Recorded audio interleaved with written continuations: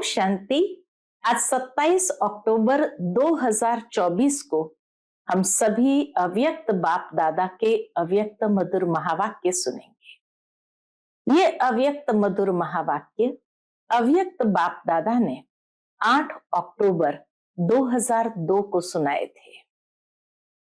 आज की मुरली का टाइटल है आत्मिक प्यार की मूर्ति बन, शिक्षा और सहयोग साथ साथ दो।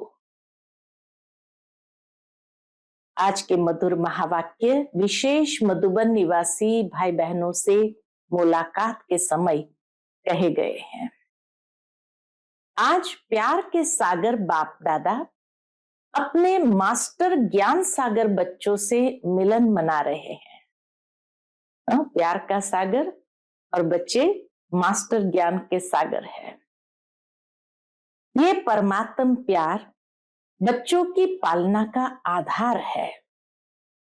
जैसे परमात्म प्यार ब्राह्मण जीवन का आधार है, ये परमात्म प्यार ब्राह्मण जीवन का आधार है, ऐसे ही ब्राह्मण संगठन का आधार आत्मिक प्यार है।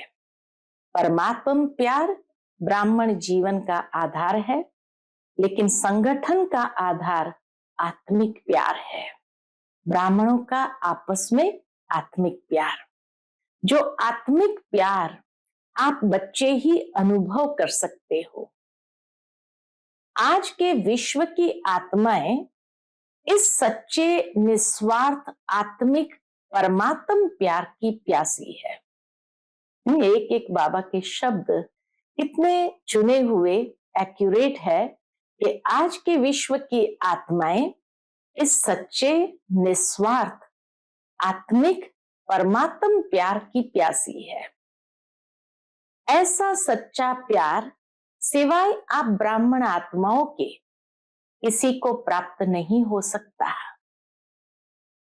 प्यासी आत्माओं की प्यास पूर्ण करने वाले अपने को हर समय परमात्म प्यार व आत्मिक प्यार में समाये हुए अनुभव करते हो। बाबा कहे, जब सबकी प्यास बुझानी है तो हर समय हमें परमात्म प्यार व आत्मिक प्यार में समाये हुए ऐसे अनुभव करते हो। प्यार के दाता व देवता सदा रहे हो। बाबा पूछते हैं, प्यार के दाता व देवता सदा रहे हो। चलते फिरते आत्मिक प्यार की वृत्ति, दृष्टि, बोल, संबंध, संपर्क अर्थात कर्म अनुभव करते हो। कैसी भी आत्मा हो, लेकिन आप ब्राह्मणों की नेचुरल वृत्ति, नेचुरल नेचर बन गई है। कोई आत्मा कैसी भी हो, लेकिन बाबा कहे आप ब्राह्मणों की नेचुरल वृत्ति, नेचुरल नेचर बन गई है। बनानी पड़ती है या बन गई है?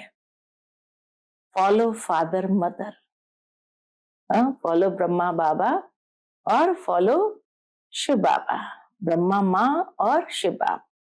तो फॉलो फादर, फॉलो मदर। अपने ब्राह्मण जन्म के आदि समय को याद करो। बाबा स्मृति के द्वारा हमें आदि समय में ले जाते हैं। भिन्न भिन्न नेचर वाले बाप के बने। सभी ब्राह्मणों के एक जैसे नेचर तो नहीं थे, सभी अलग अलग थे, लेकिन बाप के बने। प्यार के सागर बाप ने एक ही प्यार के सागर के स्वरूप की अनादि नेचर से अपना बना लिया ना। बाबा ने और कुछ नहीं देखा, लेकिन ब्राह्मणों की अनादि नेचर कौन सी? प्रेम स्वरूप की, उसको देख करके बाबा ने भी अपना बना लिया। अगर आप सबकी भिन्न भिन्न नेचर देखते तो अपना बना सकते थे। तो अपने से पूछो, मेरी नेचुरल नेचर क्या है? किसी के भी कमजोर नेचर, बाबा के किसी के भी कमजोर नेचर वास्तव में ब्राह्मण जीवन की नेचुरल नेचर मास्टर प्रेम का सागर है। किसी के भी कमजोर नेचर, लेकिन कोई भी हो, कैसी भी नेचर वाला हो, वास्तव में ब्राह्मण जीवन की नेचुरल नेचर क्या होती है? मास्टर प्रेम का सागर है। तो कमजोर नेचर को बाबा ने नहीं देखा, लेकिन बाबा ने बच्चों की नेचुरल नेचर ब्राह्मण जीवन की देखी, मास्टर प्रेम का सागर। जब दुनिया वाले भी कहते हैं कि प्यार पत्थर को भी पानी करता है, तो आत्मिक प्यार, परमात्म प्यार लेके देने वाले भिन्न भिन्न नेचर को परिवर्तन नहीं कर सकते। दुनिया में भी ये कहावत है कि प्यार पत्थर को भी पानी कर देता। तो हमारे पास तो कितना ऊंचा प्यार है, आत्मिक प्यार और परमात्म प्यार, बाबा से लेना और देने वाले। तो भिन्न भिन्न नेचर को परिवर्तन नहीं कर सकते। कर सकते हैं या नहीं? पीछे वाले बोलो, जो समझते हैं कर सकते हैं वह एक हाथ उठाओ, बड़ा हाथ उठाओ। बाबा कहे बड़ा हाथ उठाओ, छोटा नहीं। तो सभी ने हाथ उठाया। अच्छा, मुबारक हो। फिर सरकमस्टेंस आते हैं। बाबा कहे ये तो आने ही है अंत तक। फिर सरकमस्टेंस आते हैं। सरकमस्टेंस तो आने ही है। ये तो ब्राह्मण जीवन के रास्ते के साइड सीन है, और साइड सीन कभी एक जैसी नहीं होते हैं। हर बार साइड सीन तो अलग अलग ही होगी। तो साइड सीन कभी एक जैसी नहीं होते हैं। कोई सुंदर भी होती है, कोई गंदगी की भी होती है, लेकिन पार करना राही का काम है। साइड सीन कैसे भी आए, लेकिन हम सभी राही है, मुसाफिर है। तो बाबा कहे चाहे अच्छी सुंदर सीन होती है, गंदगी की भी होती है, लेकिन पार करना ये राही का काम है, न कि साइड सीन बदलने की बात है। तो बाप दादा क्या चाहते हैं? सब जानने में तो होशियार हो गए हैं। आज मधुबन निवासियों को विशेष चांस मिला है। गोल्डन चांस है ना? बाबा पूछते हैं गोल्डन चांस है ना? अच्छा, इस गोल्डन चांस का रिटर्न क्या? बड़े उमंग उत्साह से चांस लिया है। वैसे नीचे बैठने वाले भी मधुबन निवासी है। पांडव भवन में बाबा की ये मुलाकात जब थी, तो मधुबन निवासी सभी ऊपर हॉल में बैठे थे ओम शांति भवन में, और बाकी जो पार्टी आदि में आए थे उनको नीचे पांडव भवन में बिठाया था। तो इसीलिए बाबा कहे वैसे नीचे बैठने वाले भी मधुबन निवासी है। मधुबन निवासी भाई बहनों के अलावा अन्य सभी पांडव भवन में मुरली सुन रहे हैं, लेकिन आज सिर्फ ग्रुप ग्रुप को मिलने का चांस है। इतना इकट्ठा तो दूर दूर हो जाते हैं, इसलिए थोड़े थोड़े भाग बनाए हैं। बाकी है सभी मधुबन निवासी। जब सेंटर पर रहने वालों की भी परमानेंट एड्रेस मधुबन ही है ना, तो ब्राह्मण अर्थात परमानेंट एड्रेस मधुबन। ब्राह्मण माना परमानेंट एड्रेस मधुबन। घर मधुबन है, बाकी सेवा स्थान है। तो नीचे वाले ऐसे नहीं समझे कि आज हमको मधुबन निवासियों से निकाल लिया है। नहीं, आप सब मधुबन निवासी है। सिर्फ आपको सामने बाप दादा देखने चाहते हैं। मधुबन निवासियों को बाबा सन्मुख देखने चाहते हैं, तो छोटे ग्रुप में देख सकते हैं। अभी देखो पीछे देखने वाले भी इतने स्पष्ट नहीं दिखाई देते हैं, ये नजदीक वाले स्पष्ट दिखाई देते हैं, लेकिन पीछे वाले दिल से दूर नहीं है, नीचे वाले भी दिल से दूर नहीं है। तो बाप दादा यही चाहते हैं कि वर्तमान समय प्रमाण लव और लॉ का बैलेंस रखना पड़ता है। लव और लॉ का बैलेंस रखना पड़ता है, लेकिन लॉ और लव का बैलेंस मिलकर के लॉ नहीं लगे। बैलेंस में रहना है, लेकिन बाबा कहे बैलेंस में भी ज्यादा लॉफुल नहीं लगे, लॉ में भी लव महसूस हो। जैसे साकार स्वरूप में बाप को देखा, लॉ के साथ लव इतना दिया जो हरेक के मुख से यही निकलता कि बाबा का मेरे से प्यार है। तो बाबा कहे लॉ के साथ लव इतना दिया जो हरेक के मुख से यही निकलता कि बाबा का मेरे से प्यार है, मेरा बाबा है। लॉ जरूर उठाओ, लेकिन लॉ के साथ लव भी दो। आत्मिक प्यार भी सबके साथ बांटना है, सिर्फ लॉ नहीं। सिर्फ लॉ से कहां कहां आत्माएं कमजोर होने के कारण दिल शिकस्त हो जाती है। अगर सिर्फ लॉ यूज किया तो आज की दुनिया में तो हर आत्मा कमजोर है, तो वो दिल शिकस्त हो जाएगी। जब स्वयं आत्मिक प्यार की मूर्ति बनेंगे, तब दूसरों के प्यार की, यानी आत्मिक प्यार, दूसरा दैहिक प्यार नहीं, आत्मिक प्यार अर्थात हर समस्या को हल करने में सहयोगी बनना। तो इसीलिए बाबा कहे जब स्वयं आत्मिक प्यार की मूर्ति बनेंगे, तब दूसरों के प्यार की, यानी दैहिक प्यार नहीं, आत्मिक प्यार, आत्मिक प्यार अर्थात हर समस्या को हल करने में सहयोगी बनना। सिर्फ शिक्षा देना नहीं, शिक्षा और सहयोग साथ साथ देना, ये है आत्मिक प्यार की मूर्ति बनना। शिक्षा भी जरूर दे, लेकिन सहयोगी भी जरूर बने। तो आज विशेष बाप दादा हर ब्राह्मण आत्मा को, चाहे देश चाहे विदेश, चारों ओर के सर्व बच्चों को यही विशेष अंडरलाइन करते हैं कि आत्मिक प्यार की मूर्ति बनो, आत्मिक प्यार की मूर्ति बनो, और आत्माओं के आत्मिक प्यार की प्यास बुझाने वाले दाता देवता बनो। ठीक है ना? अच्छा, फिर बाप दादा ने मधुबन वालों से चिटचट की तथा सभी को नजर से निहाल करते दृष्टि दी। फिर बाबा हॉस्पिटल, आबू निवासी तथा पार्टियों से अव्यक्त बाप दादा की मुलाकात। सभी अपने को खुशनसीब समझते हो? पूछते बाबा।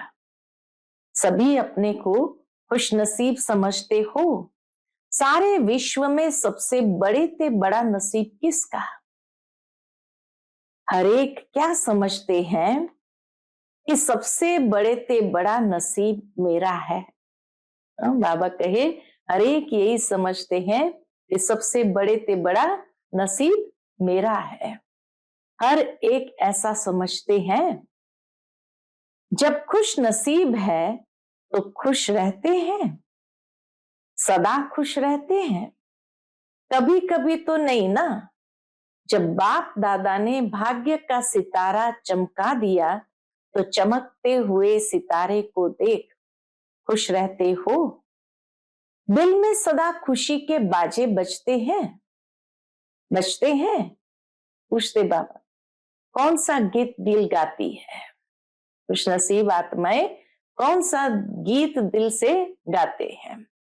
वह मेरा श्रेष्ठ भाग्य, ये गीत गाते हो। सारा कल्प आपके भाग्य का गायन होता रहता है।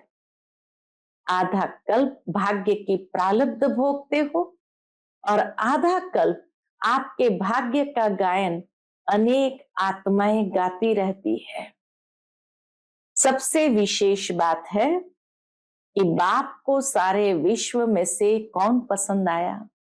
बाबा कहे इतने खुश नसीब हो कि आज तक आपके भाग्य के गीत सब कोई गाते हैं, देवताओं की स्तुति महिमा करते ही रहते हैं।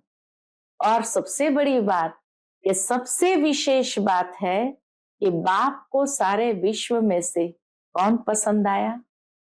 आप पसंद आए ना। कितनी आत्माएं हैं सारे संसार में, कितनी आत्माएं हैं, लेकिन आप ही पसंद आए। भगवान को भी आप ही पसंद आए। जिसको भगवान ने पसंद कर लिया, उससे ज्यादा क्या होगा। तो सदा बाप के साथ अपना भाग्य भी याद रखो। भगवान और भाग्य, सारे कल्प में ऐसी कोई आत्मा होगी जिसको रोज याद प्यार मिले? ऐसी कोई आत्मा होगी? प्रभु प्यार मिले, रोज याद प्यार मिलता है ना। सबसे ज्यादा लाडले कौन है? आप ही लाडले हो ना। तो सदा अपने भाग्य को याद करने से व्यर्थ बातें भाग जाएगी। हम बाबा कहे अपने भाग्य को याद करने से व्यर्थ बातें भाग जाएगी। भगाना नहीं पड़ेगा, सहज ही भाग जाएगी। अभी वर्तमान समय के प्रमाण संगम युग के समय का महत्व समझकर, वर्तमान समय संगम युग का महत्व समझकर हर सेकंड अपनी प्रारब्ध श्रेष्ठ बनाते रहो। एक सेकंड भी व्यर्थ नहीं जाए, क्योंकि एक एक सेकंड का बहुत बड़ा महत्व है। सेकंड नहीं जाता, लेकिन बहुत समय जाता है, और यह समय फिर नहीं मिलना है। दोबारा ये समय फिर नहीं मिलना है। समय का परिचय है ना, अच्छी तरह से स्मृति में रहता है। देखो, आज आप सबको स्पेशल टाइम मिला है ना। अगर इकट्ठे आते तो दिखाई भी नहीं देते। अभी देख तो रहे हैं कौन कौन है। सब विशेष आत्माएं हो। सिर्फ अपनी विशेषता को जान, विशेषता को कार्य में लगाओ। बाबा कहे हर एक आत्मा विशेष आत्मा है, सिर्फ अपनी विशेषता को जान, उसको कार्य में लगाओ। ड्रामा अनुसार हर ब्राह्मण आत्मा को कोई न कोई विशेषता प्राप्त है। ऐसा कोई नहीं है जिसमें कोई विशेषता नहीं हो। तो अपनी विशेषता को सदा स्मृति में रखो और उसको सेवा में लगाओ। हर एक की विशेषता उड़ती कला की बहुत तीव्र विधि बन जाएगी। ये विशेषता ही क्या बन जाएंगी? उड़ती कला की तीव्र विधि बन जाएगी। सेवा में लगाना, अभिमान में नहीं आना। ध्यान रखना है कि विशेषता को सेवा में लगाना है, अभिमान में नहीं आना, क्योंकि संगम पर हर विशेषता ड्रामा अनुसार परमात्मा देन है।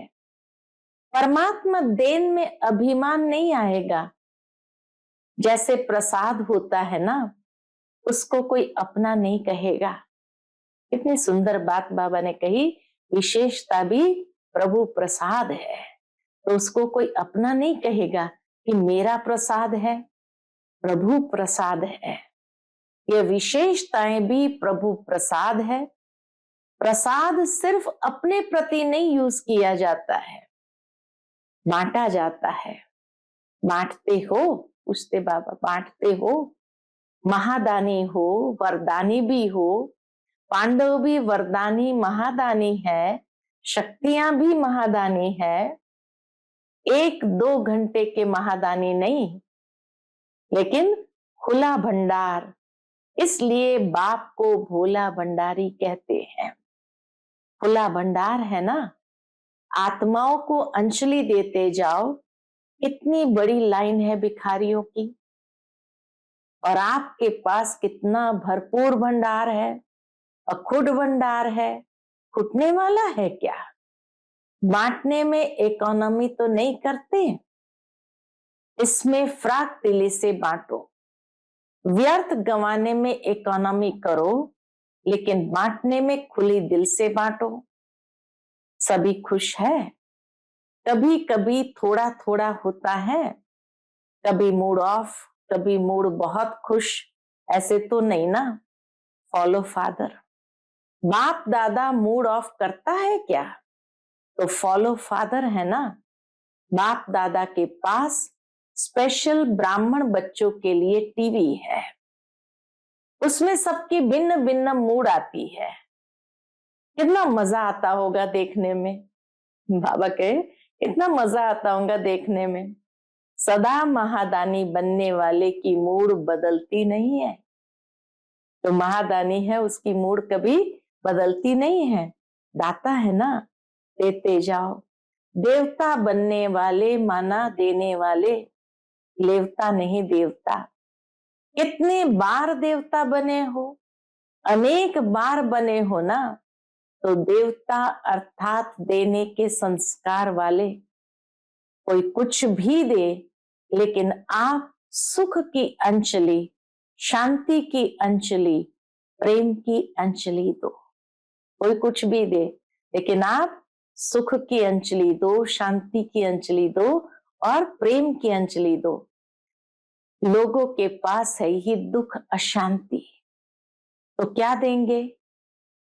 वो ही देंगे ना, वो आत्माएं तो वही देंगे ना। और आपके पास क्या है? सुख शांति, सब ठीक है ना। अच्छा, मिलन मनाया, ऐसे तो नहीं समझते, हम तो पीछे आए, स्पेशल आए हो। नजदीक तो मधुबन के रह रहे हो, मधुबन का घेराव तो अच्छा किया है। हॉस्पिटल वाले भी सेवा अच्छी कर रहे हैं, शांतिवन के भी बहुत है। पार्टी वाले सिकिलधे हैं, थोड़े हैं, इसलिए सिकिलधे हैं। फॉरेनर्स के बिना भी शोभा नहीं है, इसलिए हर ग्रुप में अपनी शोभा बढ़ाने अच्छा आ जाते हो। अच्छा, फिर बाप दादा ने सेवाधारियों से मुलाकात की, तो सेवाधारियों से अव्यक्त बाप दादा की मुलाकात। सभी सेवा के निमित्त अपना भाग्य बनाने वाले हो, क्योंकि इस यज्ञ सेवा का पुण्य बहुत बड़ा है। यज्ञ सेवा का पुण्य बहुत बड़ा है। तन से सेवा तो करते हो, लेकिन मन से भी सेवा करते हो तो डबल पुण्य हो जाता है, तन और मन से। मनसा सेवा और तन की सेवा, जो भी आते हैं सेवाधारियों की सेवा से वायुमंडल में देख करके अपना लाभ लेकर जाते हैं। तो जितना भी आते हैं सेवा के समय, उतनी आत्माओं का पुण्य या दुआएं जमा हो जाती है। ऐसे सेवा करते हो, तन से भी और मन से भी। डबल सेवाधारी हो या सिंगल, कौन हो? डबल डबल करते हो, सेवा का प्रत्यक्ष फल भी मिलता रहता है।